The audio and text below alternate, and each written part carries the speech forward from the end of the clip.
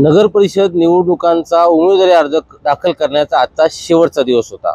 खोपोली नगरपालिकेचे नगराध्यक्षपद सर्वसाधारण असून नगराध्यक्षपदासह 31 नगरसेवकांचं भवितव्य येत्या 2 डिसेंबरला मतपेटीत बंद होणार आहे। आज शेवटचा दिवस असल्याने अर्ज दाखल करण्यासाठी नगरपालिकेत मोठी गर्दी झाली होती।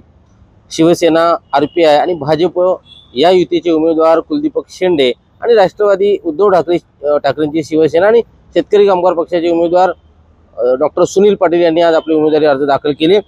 त्याचबरोबर महायुती आणि महाविकास आघाडी म्हणजे परिवर्तन विकास आघाडी जी काय नव्याने निर्माण झाली त्यांच्या उमेदवारांनी सुद्धा आज उमेदवारी अर्ज खोपोली नगरपालिकेत दाखल केले। विशेष म्हणजे भाजपच्या 8 उमेदवारांनी आज उमेदवारी अर्ज दाखल केलेत। भाजपचा जर का आपण विचार केला म्हणजे 7 वर्षापूर्वीचा जर का विचार करायचा ठरवलं तर भाजपने थेट नगराध्यक्षपदासह त्यावेळी असलेल्या 29 जागा स्वतंत्रपणे लढल्या होत्या। विशेष म्हणजे 12.5,000च्या वर मतदान भाजपच्या उमेदवाराला झालं होतं आणि केवळ 500 मतांच्या फरकाने भाजपच्या त्यावेळच्या उमेदवार पराभूत झाल्या होत्या। राष्ट्रवादीच्या सुमन अवसरमल त्यावेळेस थेट नगराध्यक्षपदी निवडून आल्या होत्या। मात्र शिवसेनेचा उमेदवार त्यावेळेस 3ऱ्या क्रमांकावर फेकला गेला होता। मागच्या 5-7 वर्षात अनेक घडामोडी घडलेल्या आहेत। शिवसेनेचे 2 भाग झालेत, उद्धव ठाकरेंची शिवसेना आणि शिंदेची शिवसेना असे 2 भाग झालेत, राष्ट्रवादीचे 2 भाग झालेत, भाजप मात्र एक संघ आहे।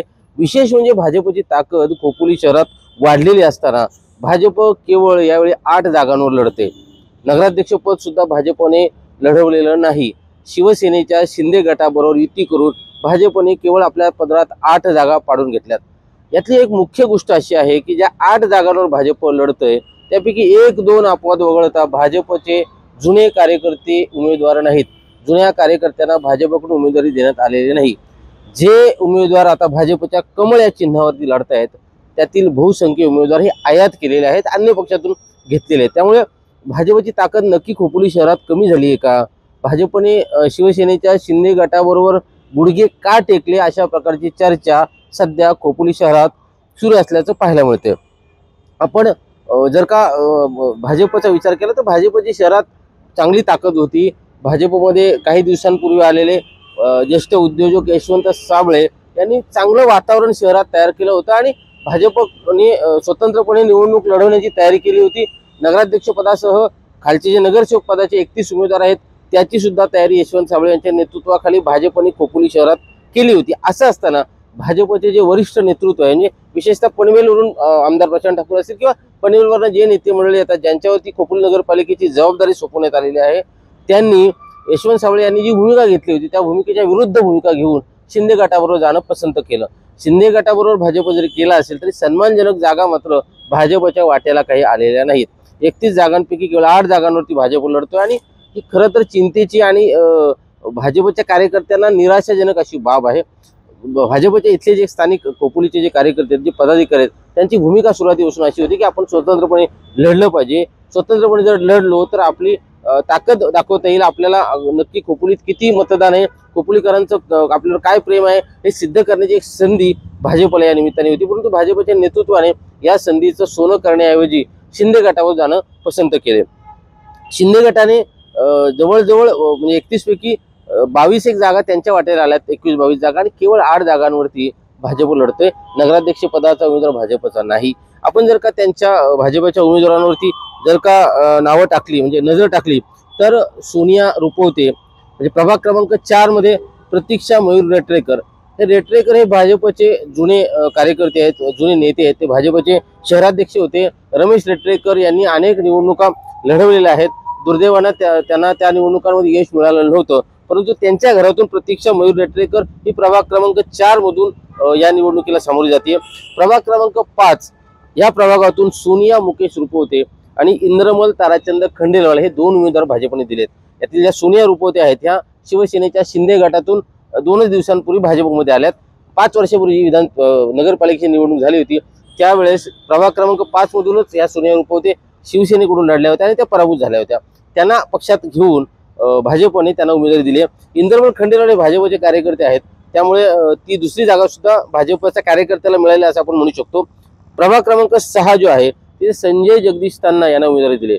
जगदीश त्यांना हे कालपर्यंत अगदी मनसेमध्ये होते, मनसेचे नेते म्हणून ते सर्वत्र मिरवताना आपल्याला दिसत होते। राज ठाकरे असतील किंवा पक्षाचे अमित ठाकरे यांचे नेते असतील, यांच्यावर राज ठाकरेंचे फोटो असतील, व्हिडिओज असतील आपल्याला पाहायला मिळत होते। 2 दिवसांपूर्वी त्यांनी भाजपमध्ये प्रवेश केला आणि मनसेतून आलेल्या आयात उमेदवाराला भाजपने त्या ठिकाणी संधी दिली आहे।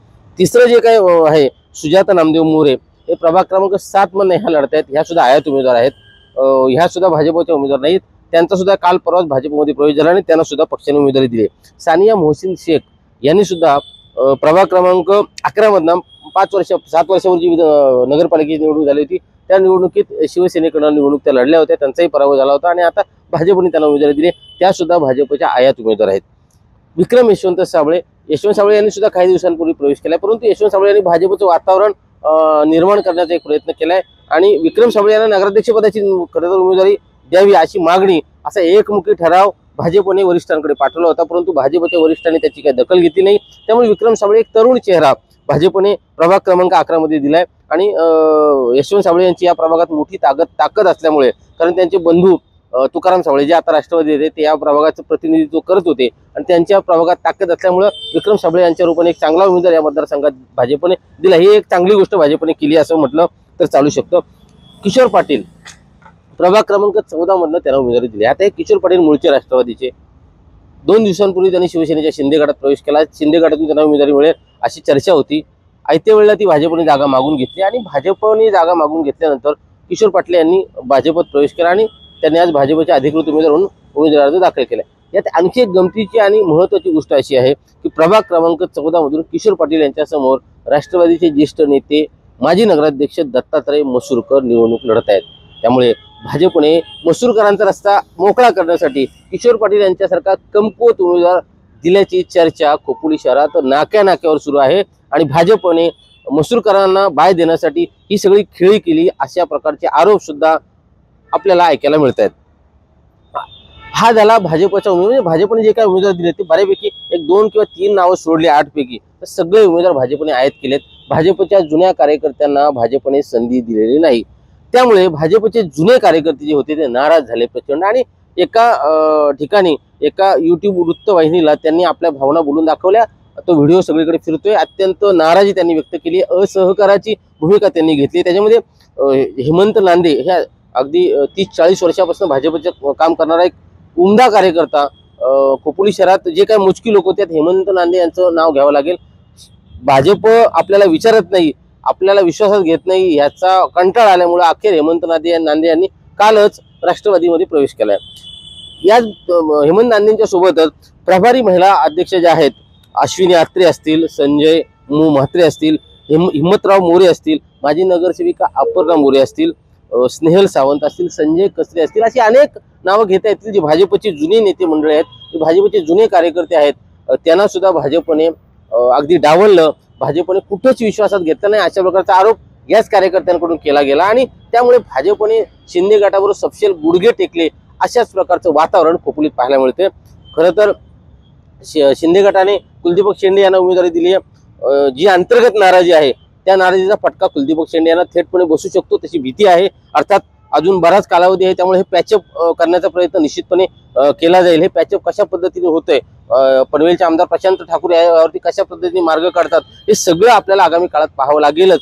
परंतु खोपोली नगरपालिकेच्या निवडणुकीत मोठी ताकद असताना, यशवंत साबळे यांच्यासारखा मोठा नेता तयारच असताना, नगराध्यक्ष पदाची निवडणुकीसह 31 नगरसेवक लढायला तयार असताना भाजपने शिंदे गटासमोर सपशेल गुडघे टेकल्याचं चित्र या निमित्ताने पाहायला मिळालंय।